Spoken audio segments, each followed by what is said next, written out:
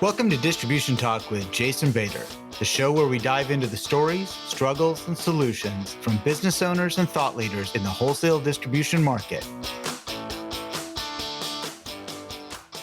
Hi friends, Jason here. In this episode, I had an opportunity to speak with Blair Franklin, President and CEO of AmeriPipe, based in the Dallas-Fort Worth area. AmeriPipe is a pipe valve and fitting distributor originally known for fire protection systems, but now serves a variety of applications through their 11 locations. It would be an understatement to say that Blair is a student of his organization. In fact, his curiosity has led him to further his education and enter into an applied doctorate program at Pepperdine University. He is looking to better understand the key indicators of workplace deviance and how to spot them in the hiring process.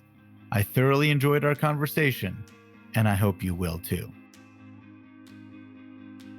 This episode is sponsored by the Creative Imposter Studios.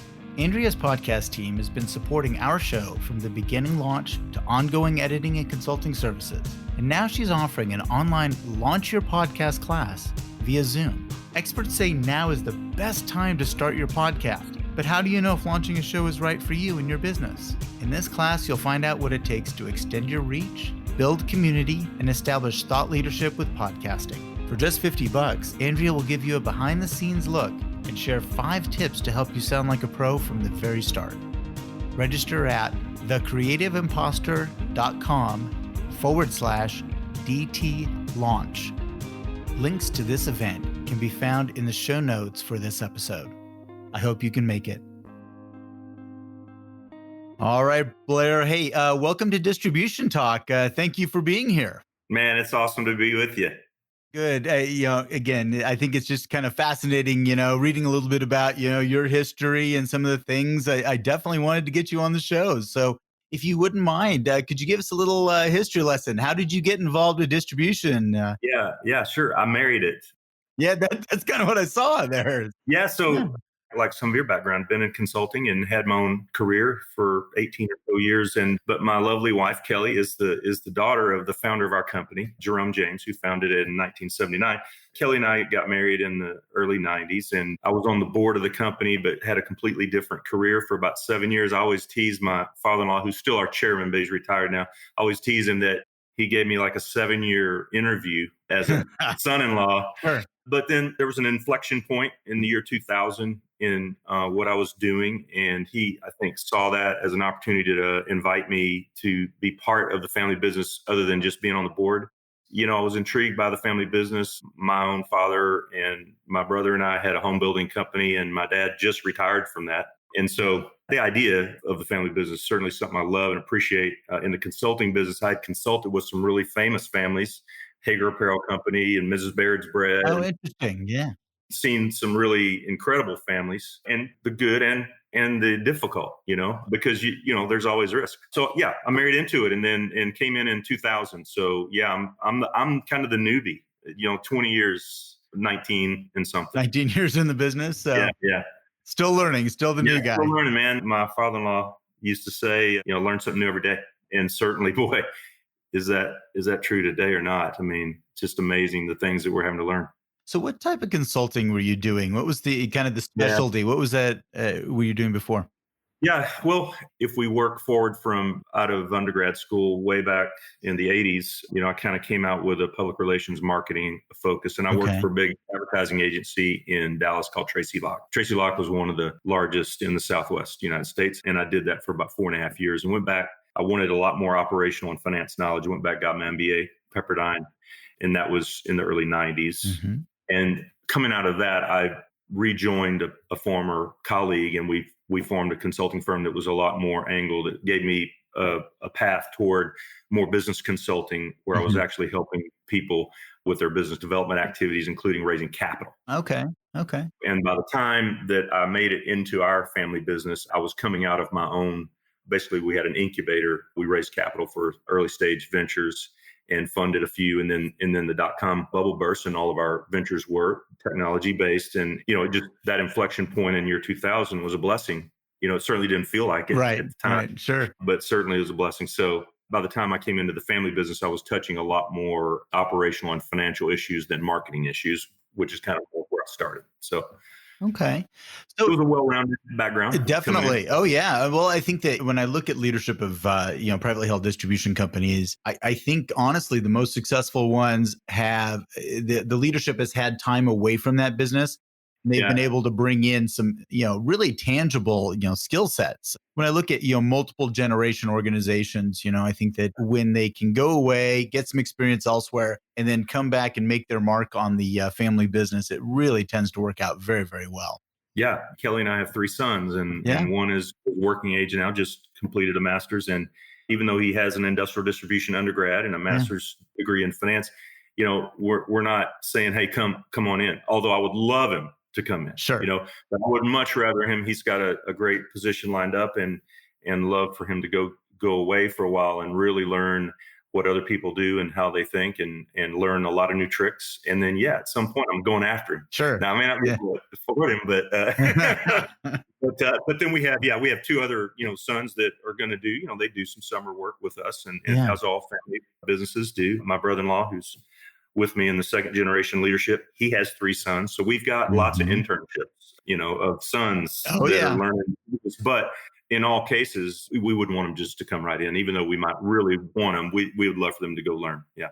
I tell you, I speak to, so many owners of businesses, and they're kind of in that same position, when do we bring the kids in? And, I think the thing that I share with them most is let them go somewhere else for a little while, just go Yeah. for a little while. And as a second generationer myself, going away for a little while, the confidence building, hey, if the family business doesn't work out, I can actually still make a living. That is a really nice feeling. There's something to be said for that. So. Well, the good thing, Jason, is that I can tell a good story about the way my father-in-law handled the transition for me coming in, because he said, I mean, he made this offer with a little bit of a warning. Hey, this is not a glamorous business. This is not what you've been used to, because I was flying around raising capital on the coasts and wearing suits every day and living that consulting life. And I came in as a sales guy. I was a partner in a consulting firm, and I came in as a salesman and took about a 67% cut in my pay, and started working with the family business in a role that I could help it. And then gradually started to contribute, once I kind of earned trust, contribute more and more ideas and more of my background. But it took a few years. I mean, and that was great to do with family members, is to have, everything is earned, and it has to be earned, maybe a little bit more, really, to get the trust of your colleagues in the company. So. Oh, I would agree. Absolutely. And yeah, that's a little bit of a bitter pill to take a good haircut like that. But Hey, look, I mean, the difference is now you're working for something more than you're working for more than just a salary. You're working for a brand, a family brand, and you're certainly working for ownership. And like I had told you before the recording, Kelly, my wife, is the second largest shareholder. And so I'm working for her every day. And that's a cool feeling, really. You're doing that anyway as a husband. Yes, you are. But it's doubly so, right? Doubly so. Yeah. Yeah. Absolutely. That's extremely interesting. A friend shared this with me a long time ago, is that, when you start into that either family business or your own business, you're actually, working to build a legacy, not a portfolio. This is a legacy, and this is something to pass on, and, not necessarily only monetarily, but, just culture and a lot of different things that you can pass on in this role. So, yeah, our founder is my father-in-law, Jerome. One day we were talking about this, and he reached in his file cabinet and took out this, thick file. And he said, "You know what this is?" And I said, "No, don't." He said, "These are all the offers that, I've gotten to sell the company." And I said, "Well, I guess none of them were your number." And he said, "Well, this is a legacy for me, and something that I was building for my family, and something I could pass on." And these days are different, and nobody can hold others to that standard all the time. But I think it is if you can do it, it's a wonderful thing, and we're still trying to do it. Gosh, I remember it. Yeah, it's funny. You take me back there. I remember being courted, that second and my father and I, my younger brother, I remember the courting by this one particular company, and we had to look at each other and said, You know, Yeah. Is this? that's an awful lot of money, let's face it. Yeah. And it Oh, yeah. was actually, it was interesting. It was right before that dot-com bubble and everything. And then after, kind of look at each other Sure. like, huh, maybe that would have been okay, but that might not have been the worst idea. Yeah. There's definitely, times when you go, wow, maybe it would have been okay to do that, but you can't look backwards. I mean, I Right. think we're very happy to have the opportunity to do what we're doing in this industry with a family. And so we want to preserve it the best we can. Yeah, and I think in hindsight, I think the family made the right decision, not taking Yeah. that. And well, my brother has been extraordinarily successful with the family business, and it was just Yeah. it's a Yeah. very good thing. And I think one of the things we looked at each other and said, could we really stay in that community and look people in the eye, that had worked with us and for us, for years and years, and saying that we did right by them as well. Sure. That's a really important point to hit on right there because in our recruiting of important people to work with us, colleagues to work with us, it is a good selling point. Not all people look at a family business as kind of this dead end. Well, I'll never be able to be the CEO because it's family and blah, blah, blah. A lot of people look at it, hey, I love the access to Yeah. the owners. And certainly we're, very flat organization and very, very accessible to every employee. And not that we would go around the chain of command, but we're very visible in the company. We do things with our employees. We want to be different in terms of how quickly and how nimble we can move, not only with customers, but with our own employees.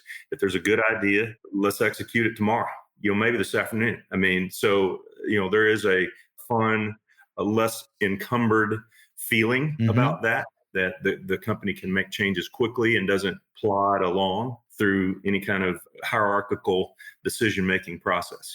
We can go from 0 to 60 and back to 0 pretty quick. Some people don't like that. Some people want the, you know, confines of, 5,000 employee, company. We're 170 or so now, but to us, it makes it fun.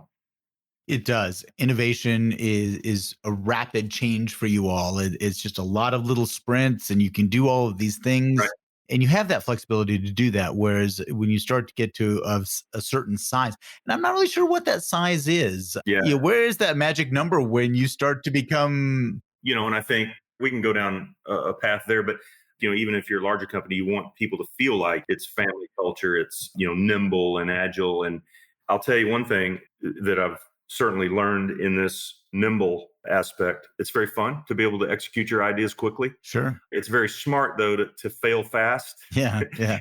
I mean, have some smaller, faster failures and Yeah. get to the successes because the second generation took over in 2013. That's when Jerome retired, and we've made some really good moves. And I would say, we've built some business cases that led us to good decision making. I think personally, I've made some business cases that were absolute just flops. And so I'm ready to, I'm here to tell you, past mistakes are good. If you can get unentangled from them and move on, and don't let it scare you from getting back up to bat. One of the things I read is that you had a pretty significant technology change. You all have made some pretty significant moves in your tenure, in that second generation or that next generation tenure in here. Yeah.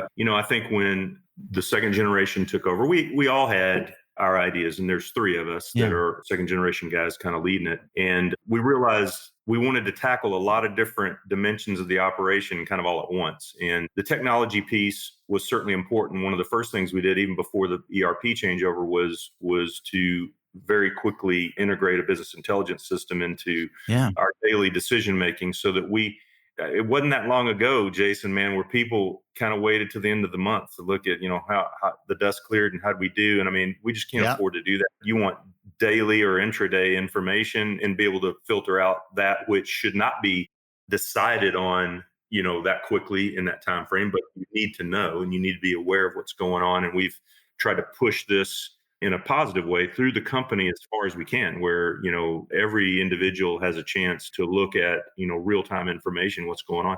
I mean, everybody has to be a learner and willing to kind of get out of the paper and pen age and get to the dashboard age. Yeah. So Oh, I'm a huge BI junkie. I'm a yeah. data junkie. I love that stuff. I've been looking at those Oh, it's Yeah. been decades. I've been, around that stuff from, Yeah.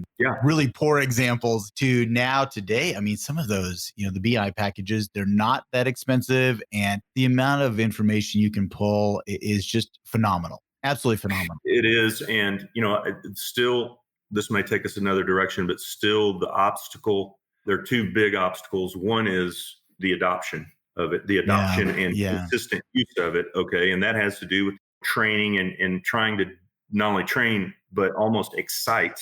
The training is really more of, I want to get you excited about the things that you can know and that you can go in and talk to a customer. Not only can you know more about what you're doing, but you can go into each customer and you will probably know more. If you use this right, you'll probably know more about what you're doing with them than they know about what they're doing with you and some of the holes or some of the opportunities that are there.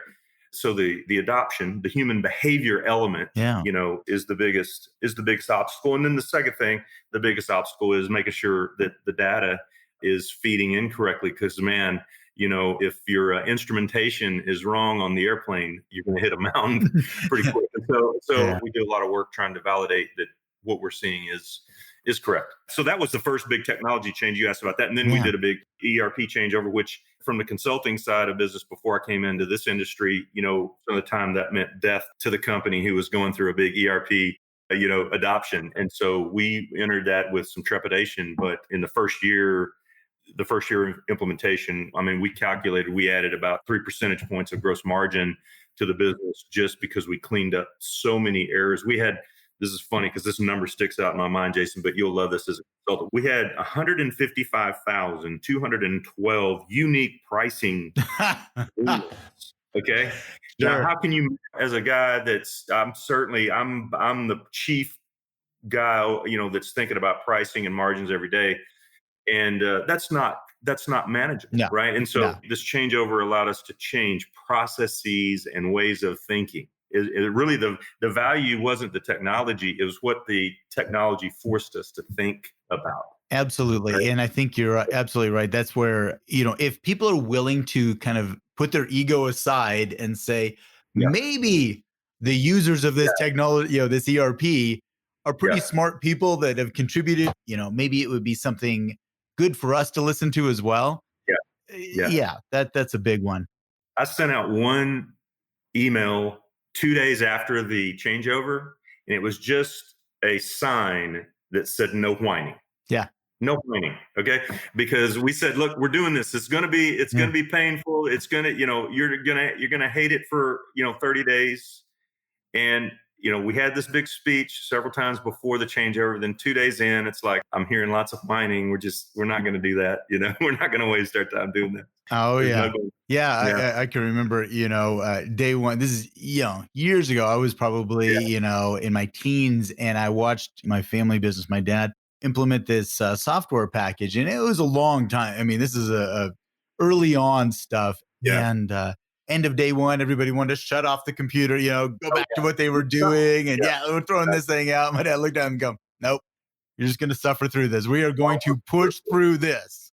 That's exactly what we did. I mean, we pushed through, and so great. And that's it, we're still pushing through. I mean, we're still trying to perfect how we managed everything in the business, from quotes to billing and everything in the middle, inventory control in particular. But again, the technology is awesome. You got to have the right data going in, and you got to have people willing to be continual learners. That's a big, big thing for me. And, folks that are continual learners that have a kind of a thirst to know how to do things and learn new tricks, those are people that tend to do well with us. Right. Yeah, absolutely. Well, something that you mentioned, thinking about the behavioral side of this really kind of takes a good segue for us to talk a little bit about your current field of study right now in the organization. You're one of the only guys I have met, running a small family business that is going through their doctoral process here. Could you tell us a little bit about, well, first of all, why did you do this? I mean, it's very nice of you not to do what a lot of my friends did and say, what, are you crazy?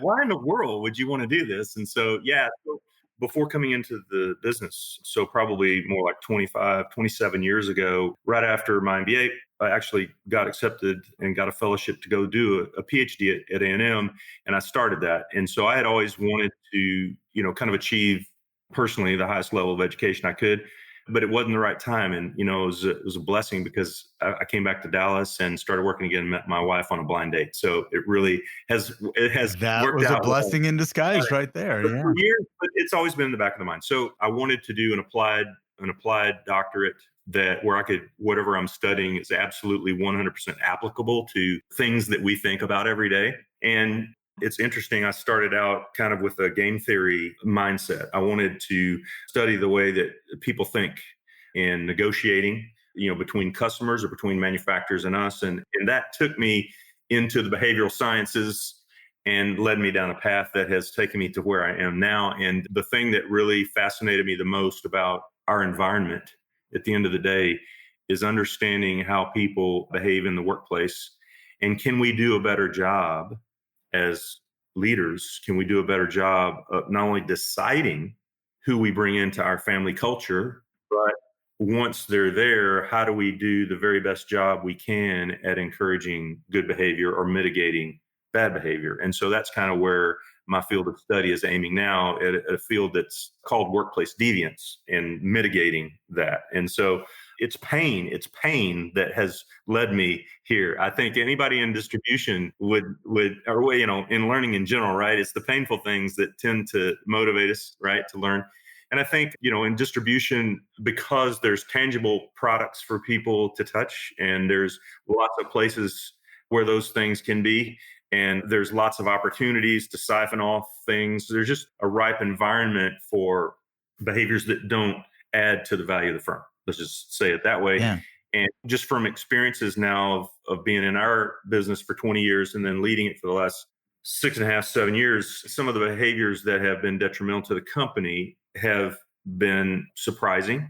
And it's made me want to understand what would lead someone to do these kinds of things. And starting kind of with the worst kind of behavior, other than an interpersonal attack or anything, would be theft. And so, there's been cases of theft. And so I'm trying to understand, we use testing assessments in our hiring processes, as many people do. And those end up being personality or character trait based, a lot of them, and skill based, right?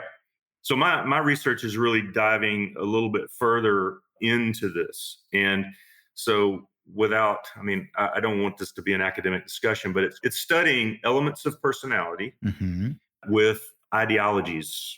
Okay.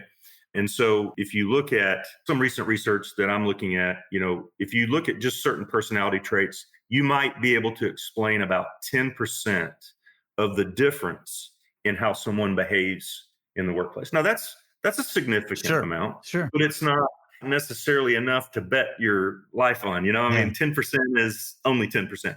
And what I'm trying to do is understand a little bit more than 10%.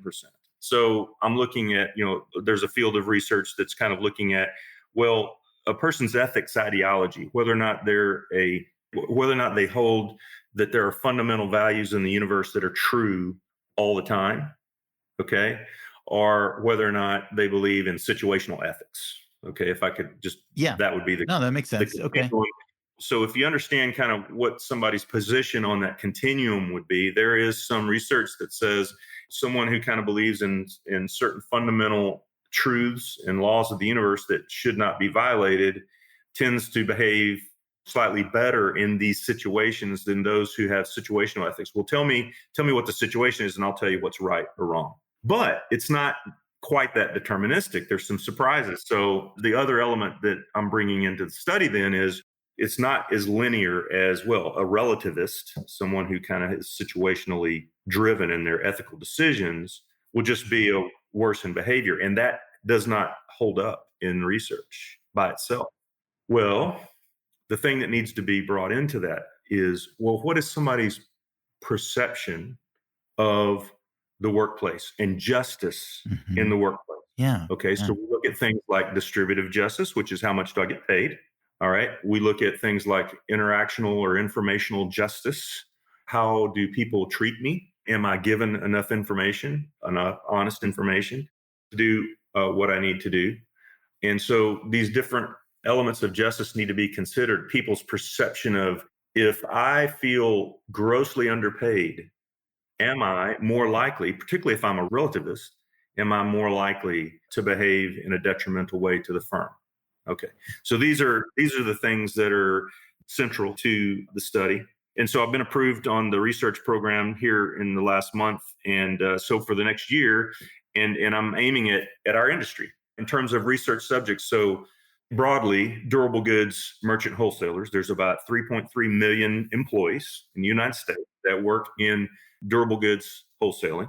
And so my sample will be taken from that population, and we'll just be studying what is the impact of personality, moral identity, ethics, ideology, and perceptions of justice. What are the impacts of those things on the likelihood of deviance? And so what we hope to do is be instructive to fellow business owners and people who are in the decision-making business about who we're betting on to bring into the firm, is to instruct us about, hey, look, when I'm comparing three people, if I have a method that can tell me that this person, their combination of traits and beliefs and perceptions would make them 30% more likely to commit a deviant act, fuel card fraud, time card fraud, saying inappropriate things or sabotaging a coworker, these kinds of deviant acts. If they're 30% more likelihood and I've got everything else is even, it just instructs the decision making better. And I just think the tools that we have right now still don't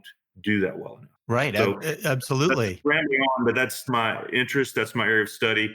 It's a precious thing that we have, the ability to work together with a team of about 170 to 200 employees. And I would like for all 170 or 200 to be, just the best folks on earth. And I know that you aim for perfection and you get excellence, I think is the saying. And I think that's what we're trying to do is, aim for perfection and get more excellence, in our decision-making. Yeah. About people. Interesting. And especially, I think in family businesses, it is, I don't know if it's more critical, but I think that, we strive for trying to, again, maintain culture, trying to keep it so the players that we pick and the people that we invite into that culture, really trying to find ways to get close to figuring out who they are before we get them on board would be lovely. Yeah, that would be a great thing we could do. The interviews, the waves of interviews are instructive and can never be dispensed with.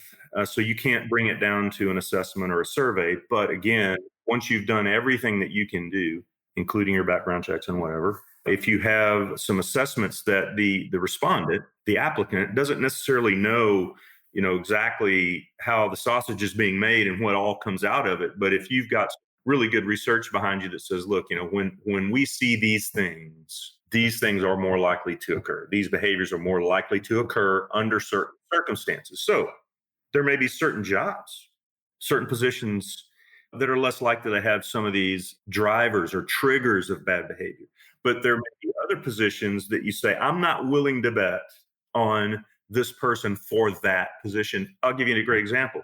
This is just one of many, man. I mean, but we did not do a good assessment of a person that we hired as a driver. Well, what does a driver have? A driver has a lot of independence, away, all right, and is carrying lots of dollars, right? And so, we've had, I can think of several drivers who've taken that freedom and stolen things. And we find out about it down the road when somebody turns them in or something like that. And you're just saying, okay, that person might not, I would love to think the best of them. Maybe a different kind of position where they had a little bit more monitoring, a little bit more observation. They may never have been tempted into that kind of behavior. So this would go beyond just a once for all decision. I think it would be instructing decisions about the kind of position you're going to put this person in, how much autonomy are they going to have, and how much personal responsibility are they going to be given, and that sort of thing. So is the goal of the research to actually produce a test or some sort of protocol that you can administer? Yes. So what's great about this, Jason, and why I'm excited to get started pretty quickly. What I'm using are all existing instruments in each one of these various dimensions of the equation I was trying to describe here without being too technical. They've already been validated and tested to study a certain element of this. What I'm doing is combining them in a way that I don't think has been done before.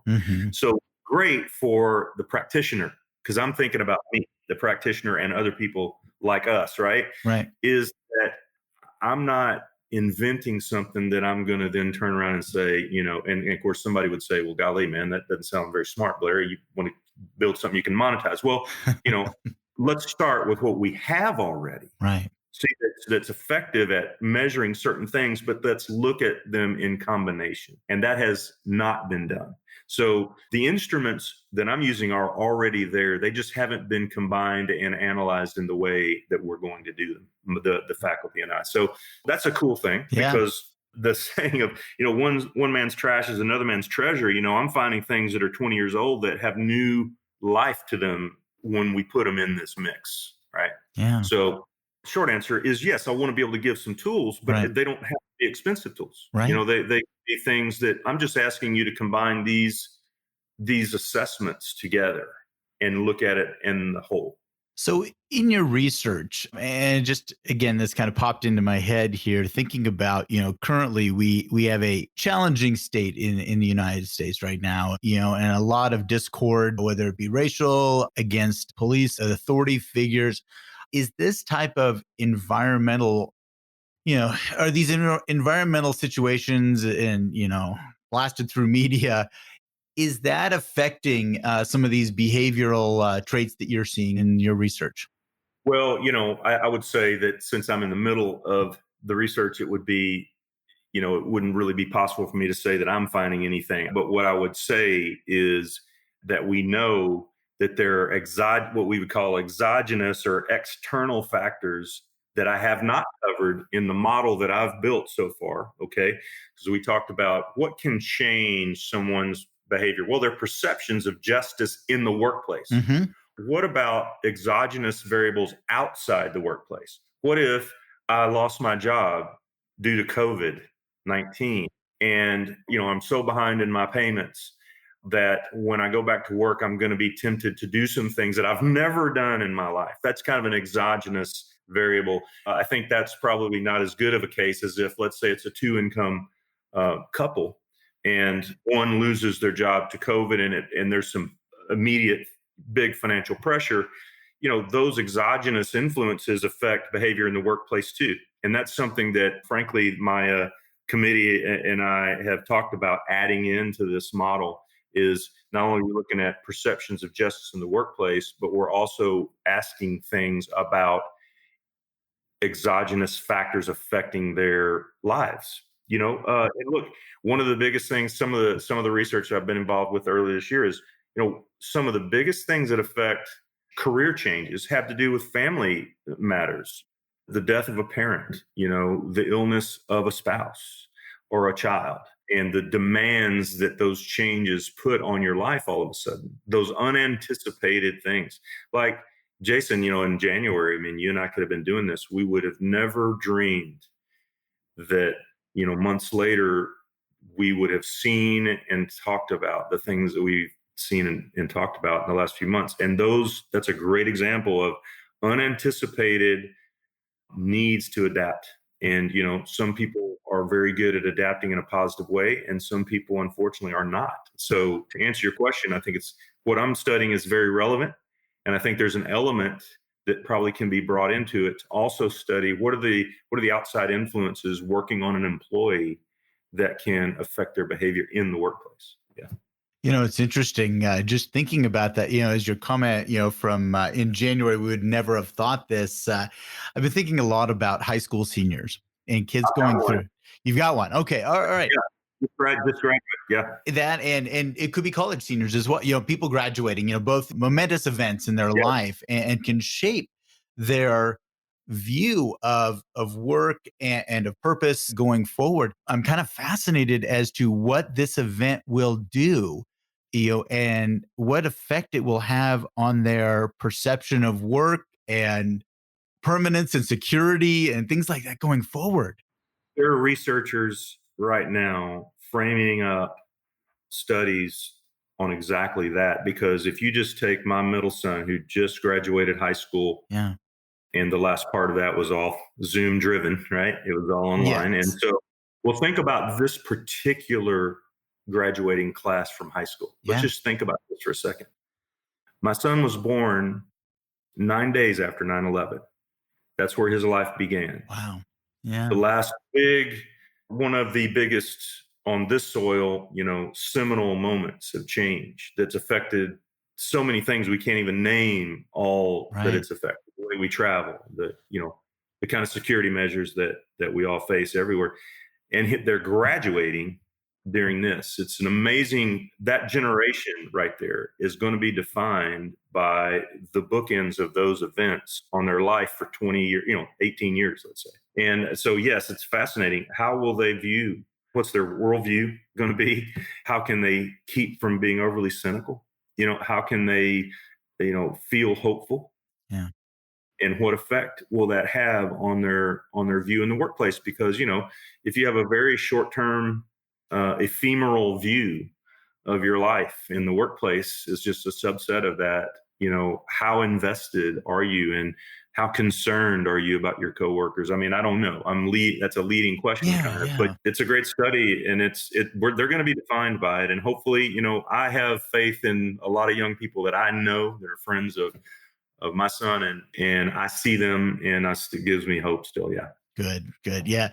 And I do the same. I look at some of them, and I look some of them also graduating from college saying, yeah, I am excited for them coming in, but yeah, they've had a couple big uphill battles here. I mean, they've just had a couple of roadblocks thrown right in front of them. Boy, some gut punches. I just met a young man that's a junior in college, and he had an internship all lined up for the summer. And obviously hundreds of thousands of jobs have been changed, and certainly thousands and thousands of internships were lost for summer work. Right. And so he was, so we had the opportunity to help him get an internship, not with us, but with somebody else. But I just felt for him, because he was sailing along again, man. In January, he had everything lined up perfect. And he's having to adapt to, some pretty significant change in his young life. And he's doing it positively, and so I can only hope, there's so many more like him, and it will be interesting to watch these guys, this age group. Yeah. Absolutely. Well, Blair, we are kind of running up against time here, but hey, I really appreciate this. I mean, it's been fascinating, and really kudos to you for going back, jumping into this thing, this lifelong learning, but really thrilled to see this, man. This is terrific. Yeah. You know what I love is that we didn't spend, hardly any time talking about, okay, how are we handling the COVID situation, all that. I mean, look, I think so much has been said about that now. We are all doing everything that we can do, right? And so, let's still find other things to talk about. Right? Our life has to go on, man. It has to, yes. So, all right. Hey, thanks again for your time. I truly appreciate the conversation, and I look forward to the next time our paths cross. Yes, sir, Jason. Thank you very much. All right. Thank you for listening. If you liked what you heard, consider hitting that subscribe button. Links to sponsors, products, and services mentioned during this episode can be found in the show description area on your podcast application or at www.distributiontalk.com. Distribution Talk is edited and mixed by Andrea Klunder and Edwin Ruiz at the Creative Imposter Studios. This episode was brought to you by my company, The Distribution Team. We are a consulting services firm dedicated to helping wholesale distribution clients remove barriers to profitability, generate wealth, and achieve personal goals. To learn more about how we can help your company succeed, check us out at www.thedistributionteam.com.